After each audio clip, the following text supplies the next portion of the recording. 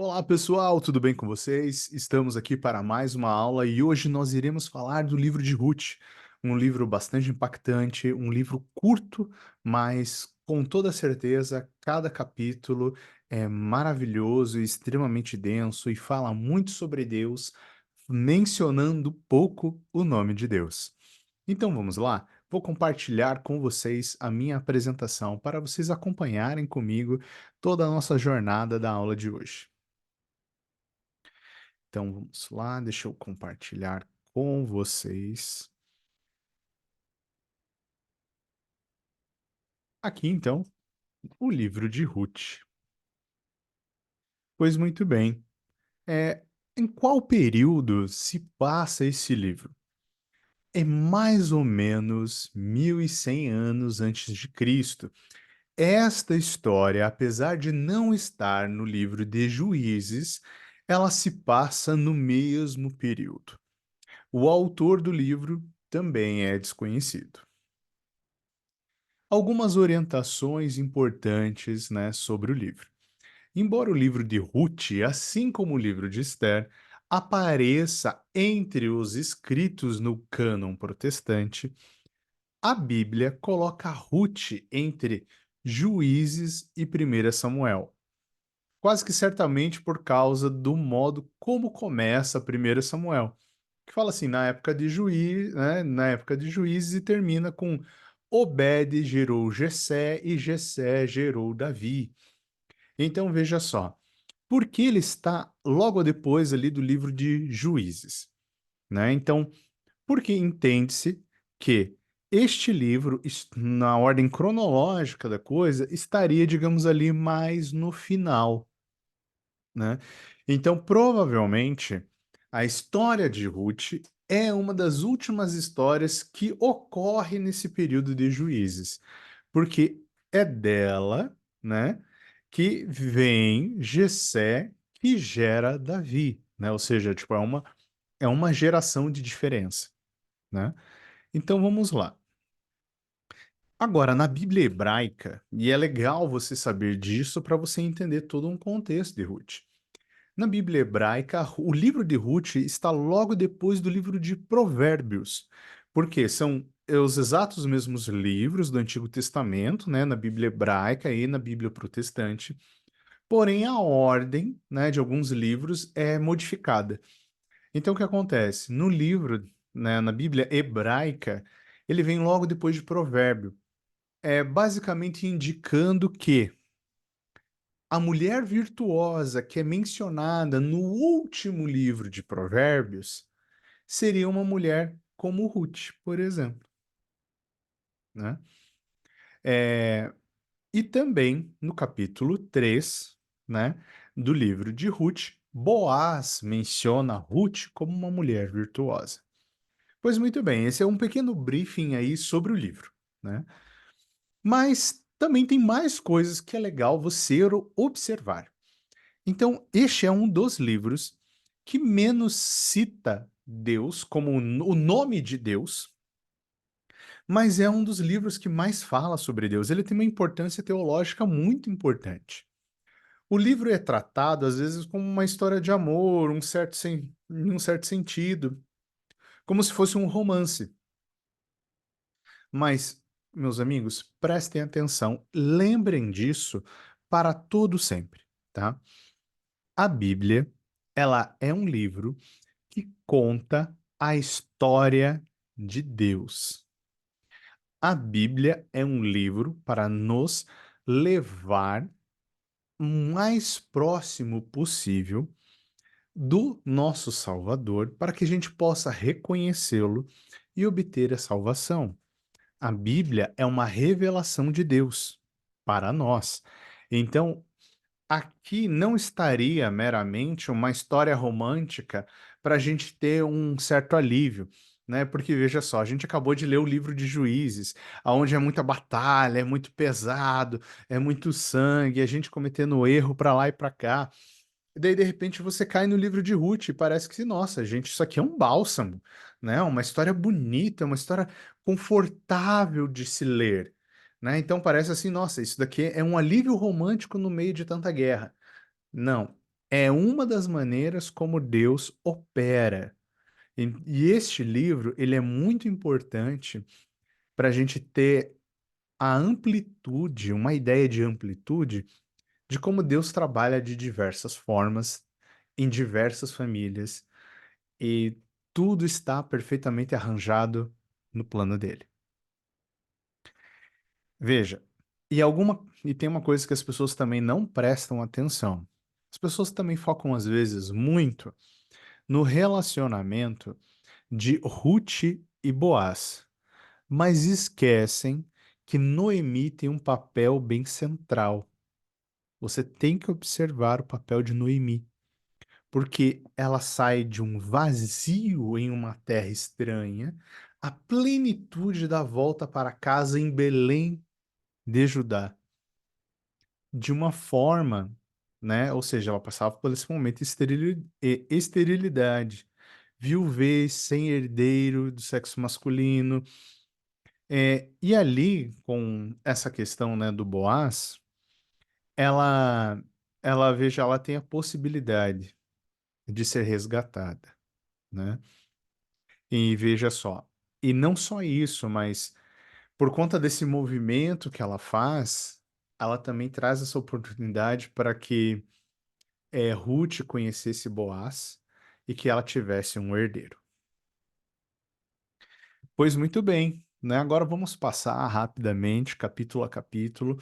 E como a história ela é uma história curta, a gente vai ter essa maravilhosa oportunidade de ver cada um dos capítulos.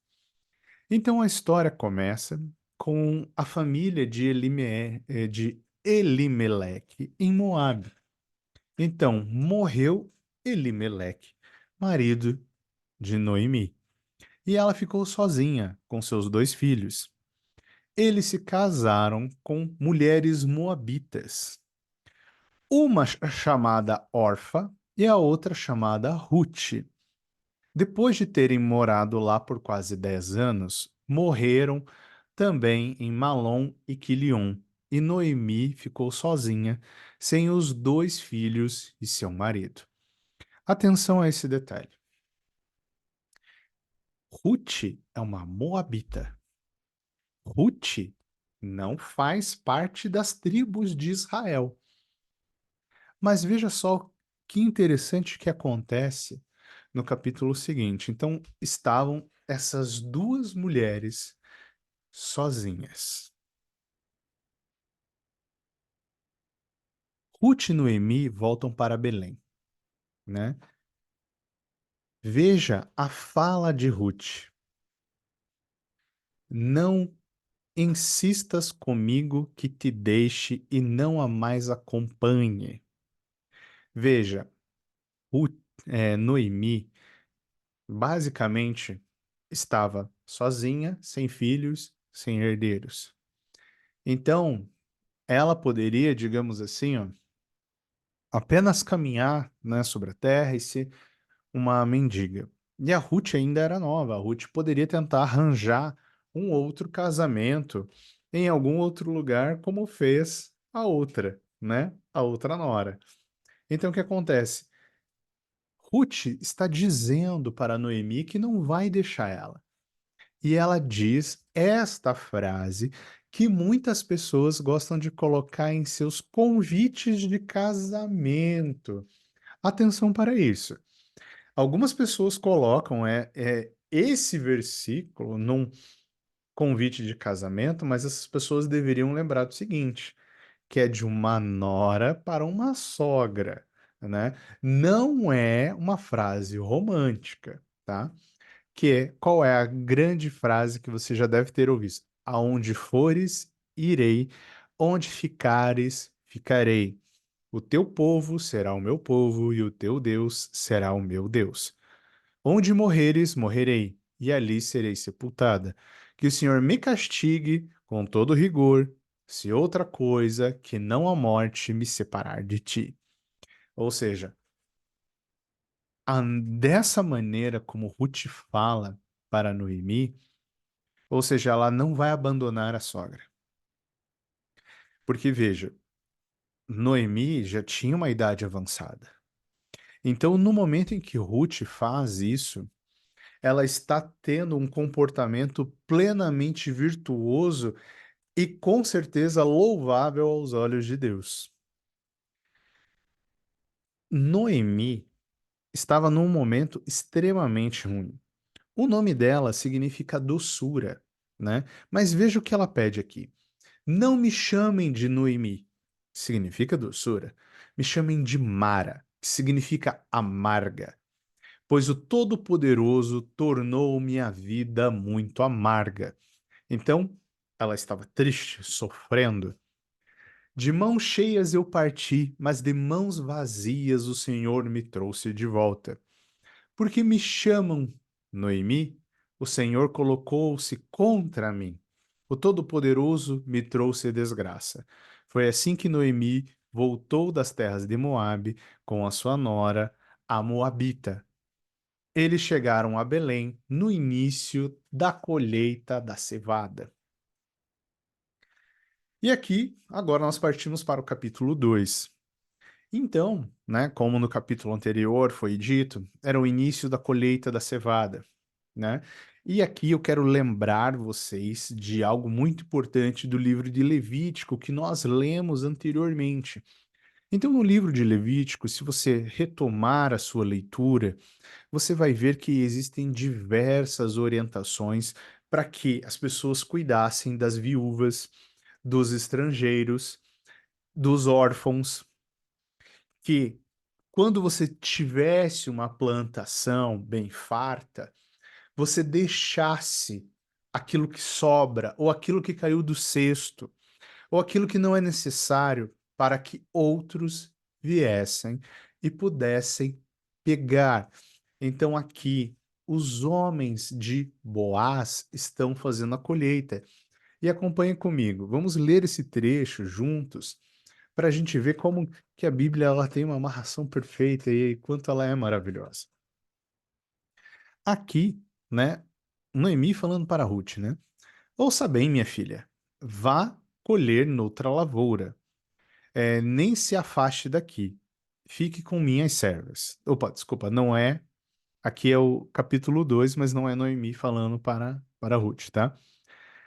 Preste atenção onde os homens estão ceifando e vá atrás das moças que vão colher. Darei ordem aos rapazes para que não toquem em você. Porque, né, Boaz já tinha visto ela, tinha achado ela uma mulher bastante, né, bacana, e vejam que ele chama ela de minha filha, né? Então, veja, aqui se apresenta uma certa diferença de idade, né? Darei ordem aos rapazes para que não toquem em você. Quando tiver sede, beba água dos potes que os rapazes encheram. É, ela se inclinou e, prostrada em terra, exclamou: Por que achei favor a seus olhos, a ponto de o senhor se importar comigo, uma estrangeira? Boaz respondeu: Contaram-me tudo que você tem feito por sua sogra. Depois que você perdeu o marido, como deixou seu pai, sua mãe, sua terra natal para viver com o povo que pouco conhecia. O Senhor lhe retribua o que você tem feito, que você seja ricamente recompensada pelo Senhor, o Deus de Israel, sob cujas asas você veio buscar refúgio. E disse ela: Continue eu a ser bem acolhida, meu Senhor. O Senhor me deu ânimo e encorajou sua serva, e eu sequer sou como uma das suas servas. Então veja só, antes mesmo de Ruth se apresentar, né, para Boaz e tudo mais, ele ficou sabendo de quem ela era. Viu ela nas plantações. Teve, eu acho que esse primeiro maravilhamento, né, com ela, porque afinal de contas, que mulher é esta, né, que abandona tudo para acompanhar a sogra, né? Então ele permite que ela faça a colheita ali. Posteriormente, né, Noemi, né, ela orienta Ruth nesse primeiro contato com Boaz. Mas por que, né, Boaz? Porque Boaz seria da mesma parentela, né, de Noemi e poderia ser o resgatador. Então, o que acontece? O que seria esse resgatador? Se, como elas estavam, né?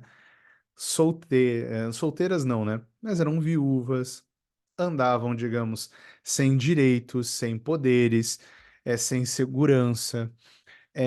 Nós temos que voltar no tempo e entender o seguinte, que uma mulher, nessa época, era totalmente dependente da segurança que um homem poderia proporcionar para ela. Porque as mulheres em si não tinham direitos. Então, o que acontece? Como as duas eram viúvas e estrangeiras, elas estavam numa condição extremamente complicada. Então, a possibilidade de Boaz vir a se relacionar com Ruth e e resgatá-la seria bem no sentido de pegar ela para casamento e junto trazer Noemi. Elas estariam sendo literalmente assim, ó, salvas da sarjeta. Porque, em geral, o destino dessas mulheres era virar prostituta ou mendiga, né? Então, né, quando Noemi fica sabendo, né, de Boaz, tudo mais, ela dá instruções a Ruth. Ó, vá, tome um banho, se perfume, descubra onde é a eira, né, de Boaz, vai lá, mas apenas fique aos pés dele, né? Então essa orientação, veja como Noemi também é bastante sábia. Ela olha para Ruth, ela vê um potencial em Ruth, vê essa possibilidade, né, acontecer, mas ela poderia ter dito outras coisas para Ruth. Ela poderia literalmente ter chegado para Ruth e falar assim: ó, Ruth, cai matando, né? Ele é homem, ele não vai resistir, deite-se com ele. Mas ela não dá essa orientação. Ela apenas fala para que Ruth tome um banho, fique perfumada e sente-se ali. E aí o restante iria acontecer. E nós vamos ler agora como que é essa cena, né? Então, Ruth ali na eira, né, de Boaz. Quem é você? Perguntou ele. Sou sua serva, Ruth, disse ela. Estenda sua capa sobre a sua serva, pois o Senhor é resgatador. Boaz respondeu: O Senhor a abençoe, minha filha. Este seu gesto de bondade é ainda maior do que o primeiro, pois você poderia ter ido atrás dos mais jovens, ricos ou pobres. Veja, Boaz, ali, ele olha para esse movimento de Ruth e entende como uma bondade para com ele. Então, veja, não é uma coisa assim, ó, de nossa, é lógico que ela viria atrás de mim, eu sou o cara, tal, tudo mais. Então, Boaz, ele tinha uma diferença de idade. Ele olhava, né, para Ruth e não se sentia exatamente assim, ó, tão merecedor dela logo de cara, porque ele vê assim, ele fica impressionado com a atitude dela. E ele chama ela de minha filha, veja. Então isso denota ali uma certa diferença. Agora, minha filha, não tenha medo. Farei por você o que me pedir. Todos os meus concidadãos sabem que você é mulher virtuosa. Lembra que nós falamos no começo da aula sobre o livro de Ruth estar na Bíblia hebraica encaixado após o livro de Provérbios, que termina falando da mulher virtuosa? Então, aqui é aquela cena onde Boaz reconhece Ruth como uma mulher virtuosa. É verdade que sou o seu resgatador, mas há um outro que é parente mais próximo do que eu. Passe a noite aqui. De manhã veremos. Se ele quiser resgatá-la, muito bem, que resgate. Se não quiser, juro pelo nome do Senhor que eu a resgatarei. Deite-se aqui até de manhã. Ela ficou deitada aos pés dele até de manhã. Não teve relação. Ela apenas ficou deitada nos pés dele. Só isso. Até de manhã, mas levantou-se antes de clarear, a ponto de alguém se. Ela ficou deitada aos pés dele até de manhã, mas levantou-se antes de clarear, a ponto de alguém poder ser reconhecido. Boaz pensou: ninguém deve saber que essa mulher esteve na eira, porque provavelmente pensariam que aconteceria alguma, ou tinha acontecido outra coisa, e isso mancharia a imagem dela. Então por isso ele disse: traga-me o manto que você está usando e segure-o. Ela segurou e o homem despejou nele 6 medidas de cevada e opôs os ombros dela. Depois ele voltou para a cidade. Ou seja, ela ainda foi abençoada por Boaz ali, né?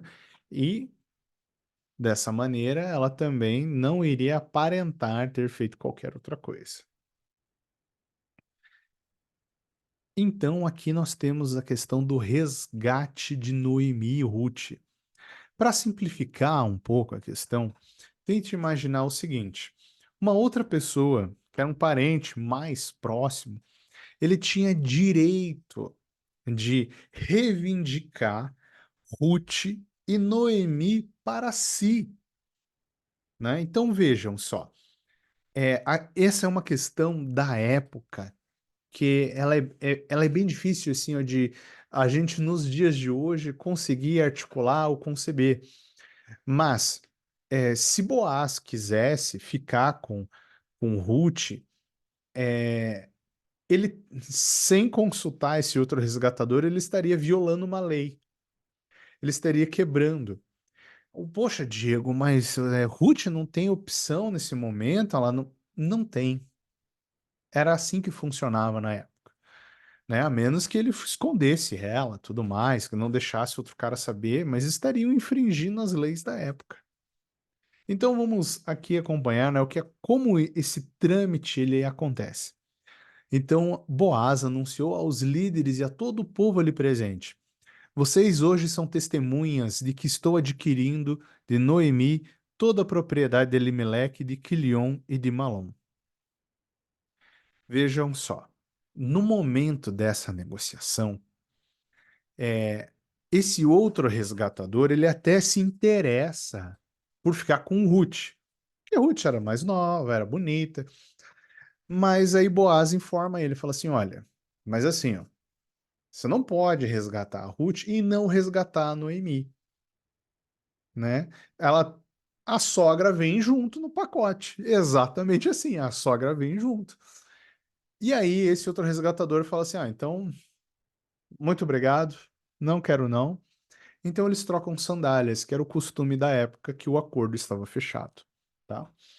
Então, ali ele diz: vocês hoje são testemunhas de que estou adquirindo de Noemi toda a propriedade de Elimeleque, de Quilion e de Maom. Também estou adquirindo o direito de ter como mulher a moabita Ruth, viúva de Malom, para manter o nome do falecido sobre a sua herança e para quem o seu nome não desapareça no meio da sua família ou nos registros da cidade. Hoje vocês são testemunhas disso. Os líderes e todos os que estavam na porta confirmaram: somos testemunhas.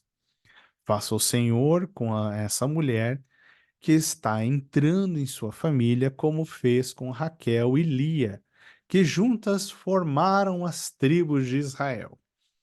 Seja poderoso em Efrata e ganhe fama em Belém, e com os filhos que o Senhor lhe conceber dessa jovem, seja sua família como a de Perez, de Tamar, que deu a Judá. Então aqui acontece o resgate. Então, nesse momento, Ruth e Noemi não estão mais destinadas à sarjeta, estariam sob a proteção, os cuidados de Boaz. Pois muito bem.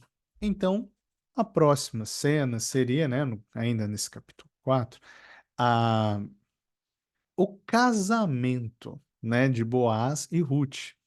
Então Boaz se casou com Ruth e ela se tornou sua mulher. Boaz a possuiu e o Senhor concedeu que ela engravidasse e desse à luz um filho. As mulheres da vizinhança celebraram o seu nome e disseram: Noemi tem um filho. E lhe deram o nome de Obed. Esse foi pai de Jessé, pai de Davi.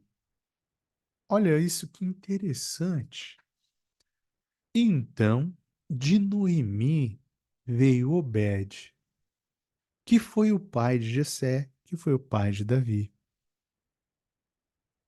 Pois muito bem, então a gente fecha essa história observando essa genealogia. Esta é a história da descendência de Perez. Perez gerou Esrom, Esrom gerou Rão, Rão gerou Aminadab, Aminadab gerou Nasson, Nasson gerou Salmão, Salmão gerou Boaz, que gerou Obed, Obed gerou Jessé e Jessé gerou Davi. Então aqui nós temos que lembrar do seguinte: quem é o homem que é descendente de Davi, que ele também é Deus e que ele veio para nos resgatar? É o nosso Senhor Jesus Cristo. Então Jesus vem desta descendência. Então vejam quão importante é a história de Ruth. Também olhando para a história de Ruth, veja como fala dessa questão do resgatador.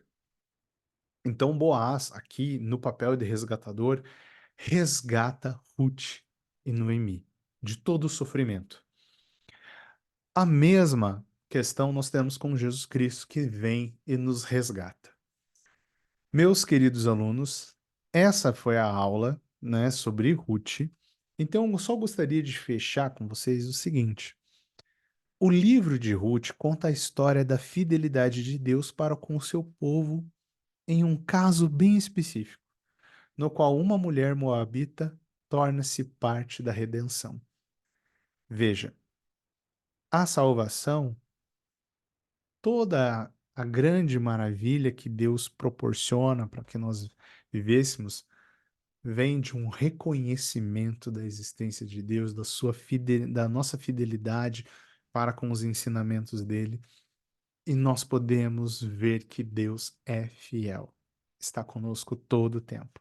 Meus caros alunos, uma boa semana para vocês, bons estudos e até a próxima aula.